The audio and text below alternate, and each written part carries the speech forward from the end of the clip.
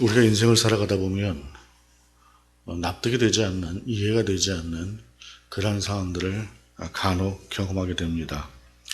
특별히 결핍이라고 하는 부분, 정말로 이것이 속히 내게서 지나갔으면 하는 그러한 부분들이 없지 않습니다. 그러한 상황을 만났을 때 우리는 그 결핍이라고 하는 문제 앞에서 여러 가지 반응을 보입니다. 그 문제를 어떻게 해결할 것인가, 그리고 그 문제 가운데 함께 하시는 하나님의 뜻은 어떤 것들인가 라고 하는 것을 돌아보고 해결하는 것이 그리스도인들에게서는 분명히 필요할 것입니다. 왜냐하면 결핍의 문제라고 하는 것은 나에게만 주어지는 것이 아니라 100명이든 1000명이든 그 누구에게도 동일하게 주어지는 것이기 때문입니다. 그 결핍의 형태가 어떤 것이냐에 따라 다른 것이죠. 그래서 그리스도인의 삶이라고 하는 것은 하나님께서 내게 주신 이 결핍이라고 하는 부분을 내가 어떻게 받아들이고 어떻게 이해하고 어떻게 하나님의 은혜를 통해서 이것을 해결할 것인가 라고 하는 것을 돌아보는 그 돌아봄의 자세라고 하는 것이 분명히 우리 가운데 필요할 것입니다. 오늘 본문의 말씀입니다. 심령이 가난한 자는 복이 있나니 천국이 그들의 것이며 라고 말씀하고 있습니다. 마태복음 5장, 6장, 7장은 소위 산상수훈이라고 해서 마태복음 중에서도 가장 백미라고 할 수 있는 부분의 말씀입니다. 가장 하나님께서, 우리 주님께서 우리 가운데 주셨던 말씀 중에서 깊고 그 큰 의미가 누구에게나 또 통용될 수 있는 그런 귀한 말씀, 빼어난 말씀이라고 해서 수훈이라고 하고, 그것을 특별히 산에서 말씀하셨다고 해서 산상수훈이다라고 이렇게 이야기를 하지요. 그런데 그 산상수훈 중에서 가장 먼저 앞에 서는 것이 팔복에 관한 말씀이고, 그 팔복 중에서 가장 먼저 말씀하시는 부분이 심령이 가난한 자는 복이 있나니 천국이 그들의 것이며 라고 말씀하고 있다고 하는 사실입니다. 그런데 이 심령이 가난한 자는 복이 있나니 라고 하는 이 말씀과 병행 본문이 되는 누가복음 6장을 보게 되면 누가복음은 가난한 자는 복이 있나니 라고 하는 말씀으로 시작을 합니다. 그리고 마태복음이 8개의 복음을 이야기하는 것과는 다르게 누가복음은 4가지의 그 복에 대해서 이야기를 하죠. 그리고 누가복음의 특징은 그 복에 대해서 말씀하신 다음에 화에 대해서도 말씀하십니다.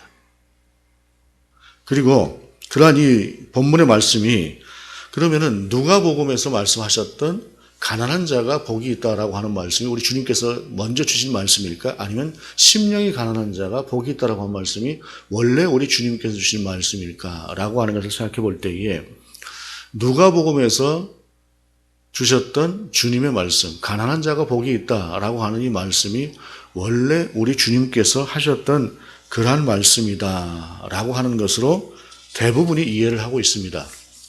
저 역시도 그 말씀이 맞는 말씀이다라고 생각을 합니다. 그러면 누가복음은 왜 가난한 자가 복이 있다라고 말씀하셨을까? 그것은 현장의 언어라고 하는 것이 있습니다.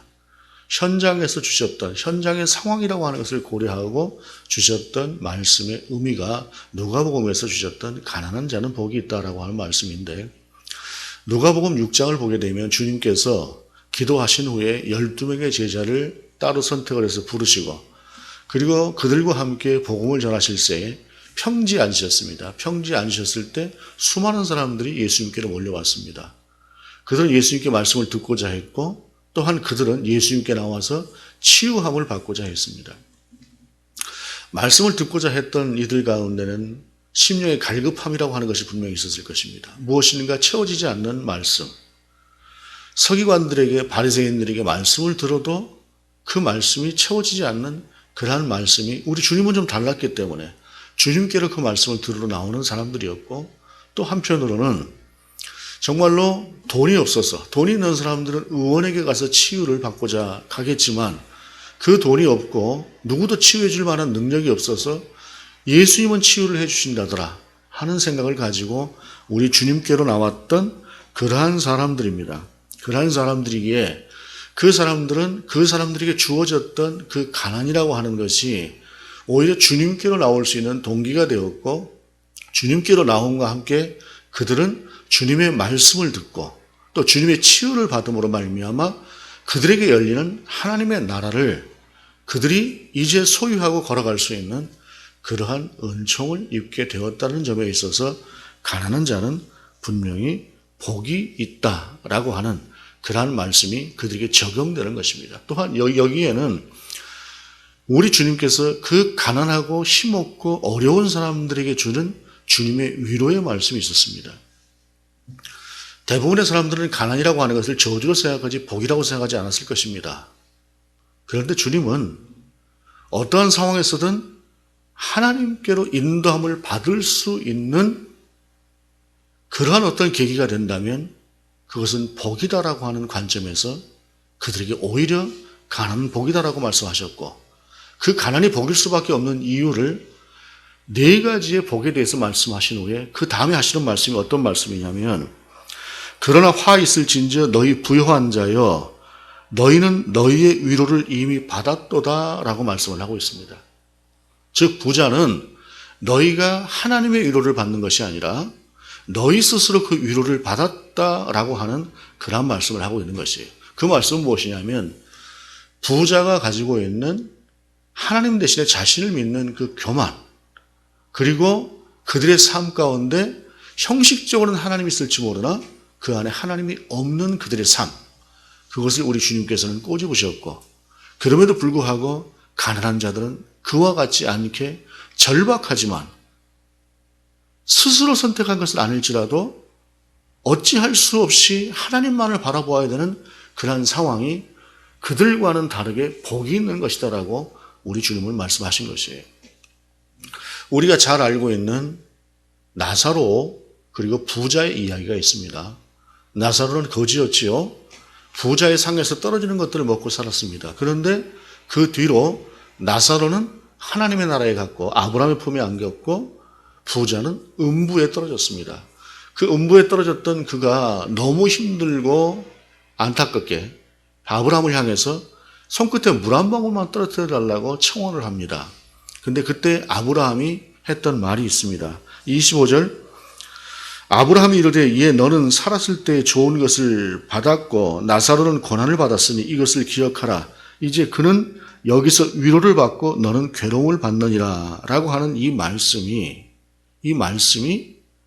바로 부자가 재물로 인해서 위로를 받았다는 말씀과 나사로가 아브라함의 파에서 위로를 받았다는 이 말씀과 같이 통용되어지는 그러한 말씀이다 라고 하는 사실입니다.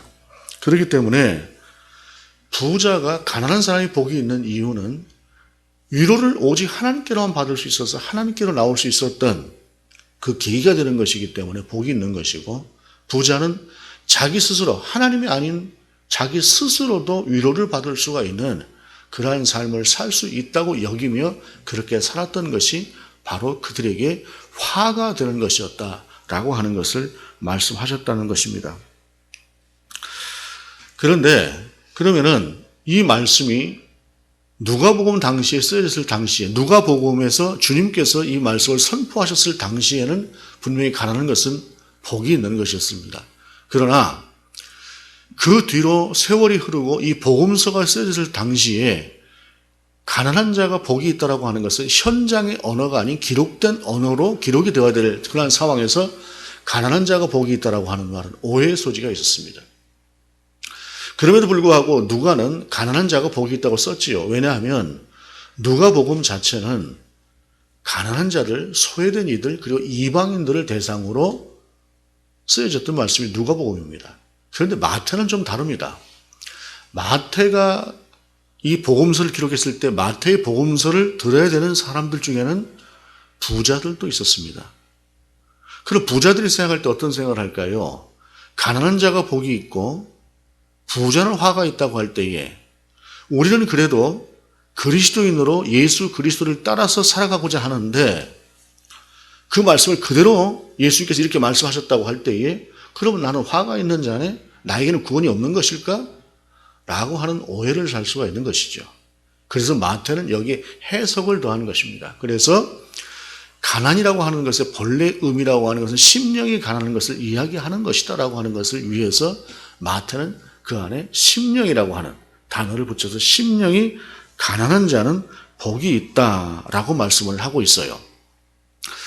마태복음이 누가복음에 비해서 부자인 사람들을 생각하고 그 사람들을 배려했다고 하는 흔적은 한 부자 청년이 예수님께로 나와서 예수님 어떻게 해야 저희가 영생을 얻을 수 있습니까? 라고 물었던 말씀에 대한 예수님의 답에서도 조금은 그 힌트를 찾아볼 수가 있습니다.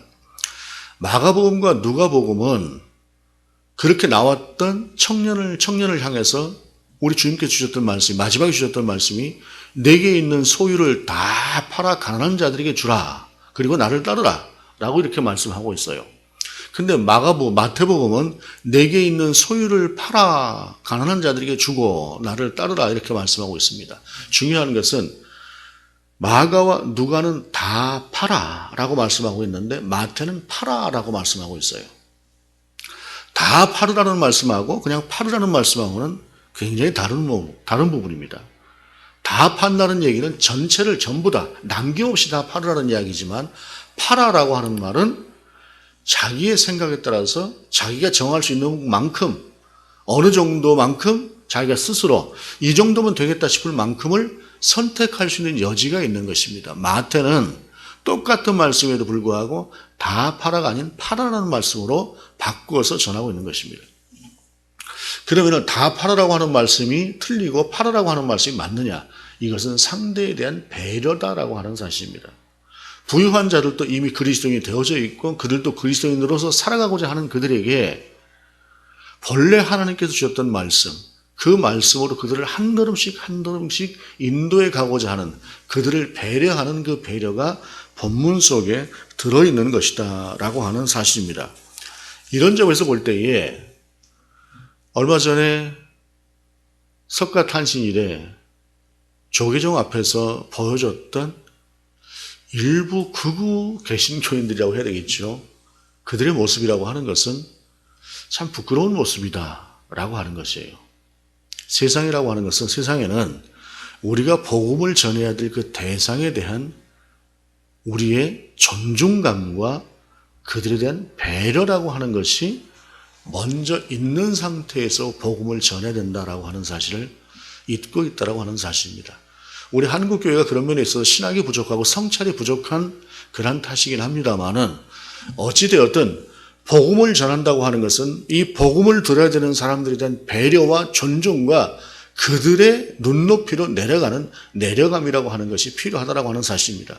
사랑이라고 하는 것은 상대의 눈높이에 맞추는 것이지 내 눈높이에 맞춰서 나를 따라오라 라고 요구하는 것은 아니기 때문입니다. 그리고 그러면은 가난한 자라고 하는 것은 그럼 무조건 복이 있느냐? 그것은 분명히 아니죠. 가난한 사람들 중에서도 하나님의 나라와는 전혀 다른 그러한 세상을 살아가는 사람들도 분명히 있습니다. 서두에 말씀을 드린 것처럼 결핍이 있는 상태에서 그 결핍을 내가 선하게 살고 하나님의 뜻으로 살아가고 하는 쪽으로 건전하게 사용하는 결핍이 있다고 한다면 그 결핍이라고 하는 것을 탐욕과 욕망으로 채워서 또는 남의 것을 뺏어서 채우려고 하는 이들도 있습니다. 그러한 모습을 갖는다고 한다면 그리고 그들이 가난한 사람들이라고 한다면 그들은 부자보다 더 악한 사람들일 수 있을 것이다라고 하는 이야기입니다. 가난한 자가 복이 있다라고 하는 것은 가난 자체가 복이 아니라 그 가난함을 통해서 하나님께로 나아갈 수 있는 기회를 얻게 되었다라고 하는 측면에서 가난은 복이 있다라고 하는 말씀입니다. 그렇기 때문에 마태복음에서 말씀하고 있는 심령이 가난한 자가 복이 있다라고 하는 것이 원래 우리 주님께서 우리 가운데 주시고자 했던 말씀에 훨씬 더 맞는 말씀이다라고 하는 사실입니다. 그러면 이 심령이 가난하다라고 하는 말씀은 어떤 의미일까요? 심령이라고 하는 말은 푸뉴마, 헬라어 푸뉴마라고 하는 말입니다. 푸뉴마라고 하는 말인데 이 푸뉴마라고 하는 것에는 굉장히 많은 뜻이 있습니다. 숨, 호흡, 영, 혼, 생기, 그 다음에 마음, 정서, 굉장히 다양한 그러한 뜻이 있는데 이것을 영적인 것으로 이 해석을 한다고 한다면 그것은 이제 영혼이라고 이야기를 할 수가 있겠죠. 영혼이 가난한 사람이다라고 이야기를 할 수가 있을 텐데 그러나 이것을 이 푸니마라고 하는 말을 마음이라고 하는 말로 해석을 한다면 우리의 마음이 가난한 사람, 우리의 마음을 비운 사람을 이야기합니다. 그런데 심령이라고 하는 말처럼 어찌 보게 되면 이 말씀은 심령이라고 하는 말은 굉장히 신비하고 굉장히 오묘한 말씀 같으나 오히려 마음이라고 하는 말보다 심령이라고 하는 말은 오해의 소지가 있는 부분이에요. 그래서 우리 개역 개정은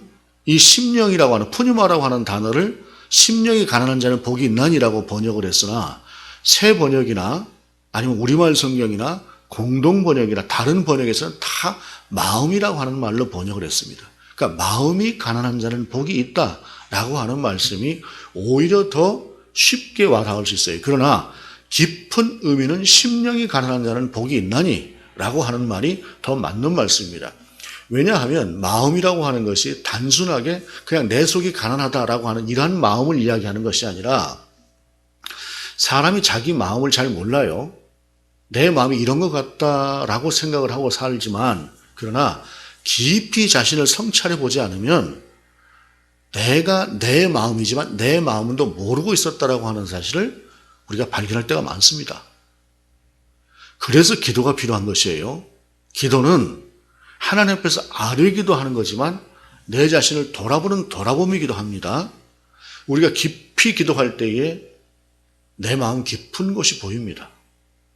그리고 내가 정말 지금 어떤 상태에 놓여져 있는가라고 하는 것을 우리가 보게 되면서 진정한 나라고 하는 것을 하나님 앞에서 발견하고 그 나에 대해서 하나님 앞에 고백하고 그리고 그 나에 대한 하나님의 도우심을 구하는 것이 기도의 한 중요한 부분이기도 한데 마음이 가난하다라고 하는 말로 번역을 했다고 해서 단순한 내 마음을 이야기하는 것이 아니라 내 마음 깊은 곳, 내가 깊이 성찰을 해서 들여다보는 정말로 내 마음, 그 마음을 이야기하는 것이 마음이 가난한 자의 의미고 그래서 심령이 가난한 자라고 하는 말씀이 깊이 묵상을 할 때 오히려 더 맞는 말씀이기도 하다라고 하는 것을 기억할 필요가 있습니다. 그러므로 심령이 가난하다라고 하는 것은 내 깊은 곳, 내 진실한 내 마음이 하나님을 향해서 열려있는 상태를 이야기하는 것인데 그럼 이 가난한 것의 예라고 하는 것은 어떤 것일까요? 우리가 잘 아는 누가복음 18장에 바리새인과 세리의 기도가 있습니다. 바리새인과 세리가 기도하러 성전에 올라갔습니다. 성전에 올라갔을 때에 바리새인은 따로 서서 하나님 앞에 기도했습니다. 따로 서서 하나님 앞에 기도하면서 기도인지 자랑인지 모를 것을 하나님 앞에서 하고 있어요. 자기는 세리하고 같지 않습니다. 함께 들어온 저자와 같지 않고 하나님 앞에서 나는 구별돼서 살고 있습니다. 하고 하나님 앞에서 11조도 드립니다. 뭐합니다 하고 자랑을 합니다.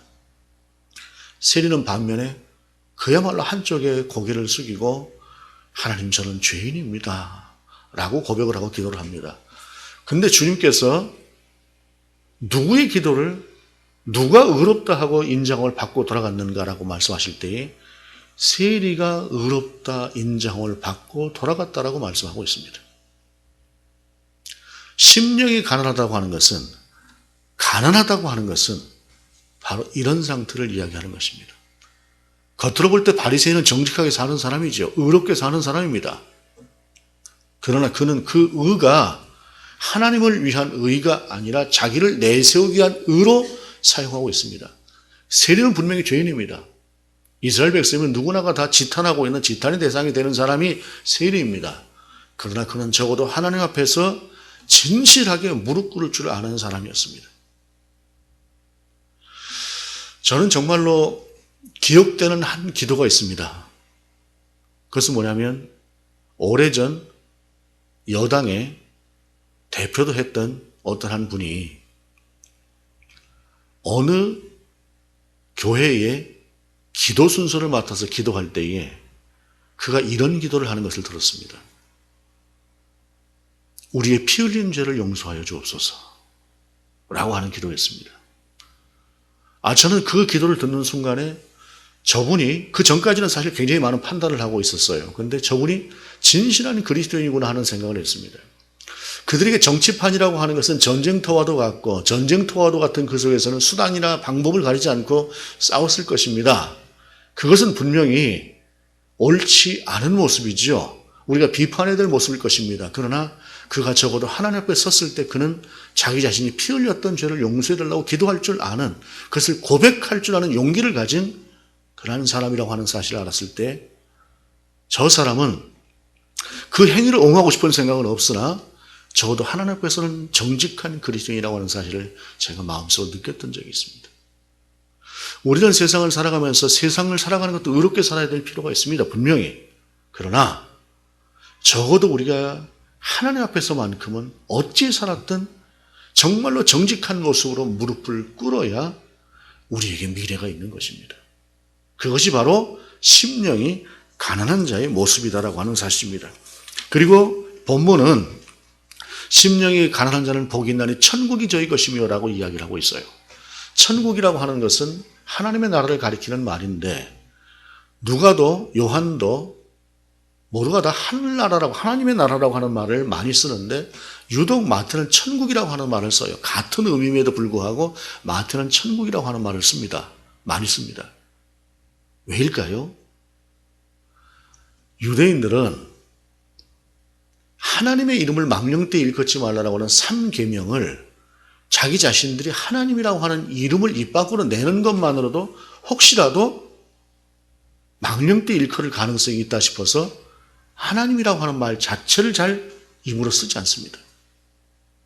그래서 마태는 하나님의 나라라고 하는 말 대신에 천국, 하늘나라, 하늘이라고 하는 것은 비록 천정이긴 하지만 그러나 그곳에 분명히 하나님이 계시다고 믿는 그 이스라엘 백성들의 어떤 심령을 대변해서 하나님이 계신 곳이라고 하는 완곡한 표현으로 하나님의 나라를 천국이라고 하는 말로 사용했다는 것입니다. 그만큼 유대인들을 배려하고 언어를 사용했던 것이 마태의 언어였고 그것은 그만큼 복음을 들어야 되는 그 사람들을 배려했던 마태의 언어, 마태의 마음이 그 안에 들어있었다라고 하는 사실입니다. 그래서 예수 그리스도의 생애에 대해서 기록한 말씀임에도 불구하고 마태와 마가와 누가와 요한이라고 하는 4개의 복음서가 함께 있다라고 하는 것입니다.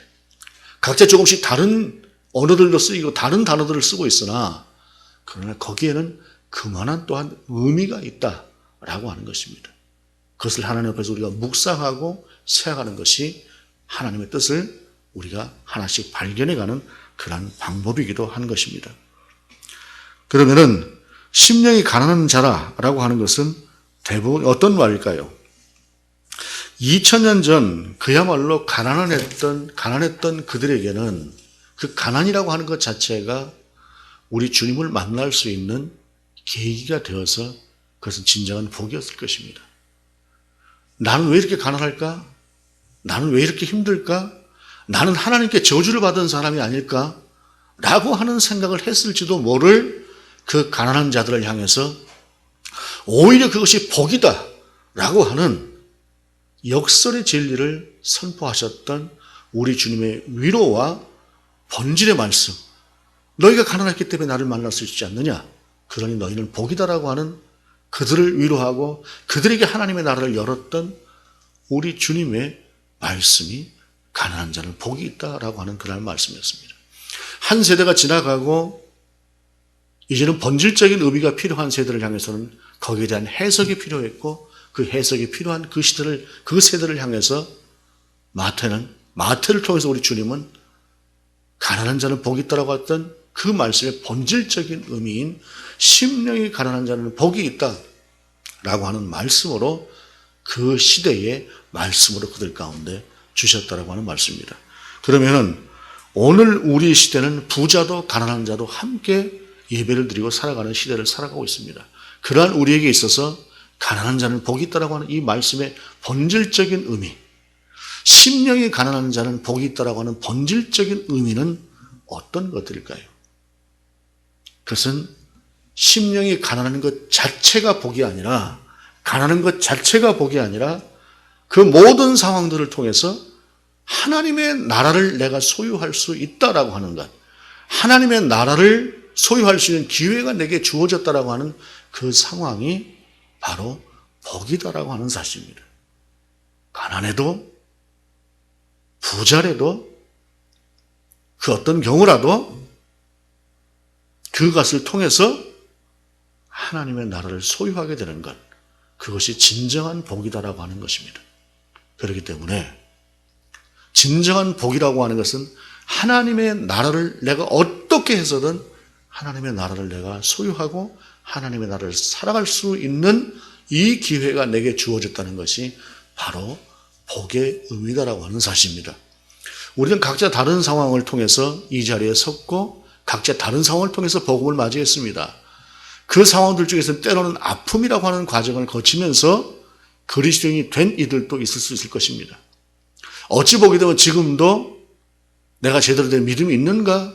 라고 하는 여지를 두고 신앙생활을 하는 이들도 있을 것입니다. 그러나 그럼에도 불구하고 그 어떤 경우라고 할지라도 우리가 하나님 앞에 서 있고 하나님의 나라를 더듬거리면서라도 갈 수 있다고 하는 이 사실은 우리에게 있어서 최고의 복이다라고 하는 사실입니다.